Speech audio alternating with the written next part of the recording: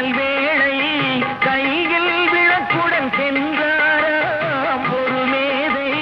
பகல் வேளை கையில் விளக்குடன் சென்றாராம். மனிதன் எங்கே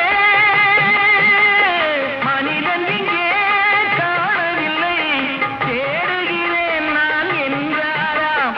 பிறப்பால் வளர்ப்பால் இருப்பவரெல்லாம் மனிதர்கள் அல்ல என்றாராம். இனத்தால் அல்ல மனத்தால் மட்டும் வாழ்பவன் மனிதன் என்றாராம். வாழ்பவன் மனிதன் என்றாராம்.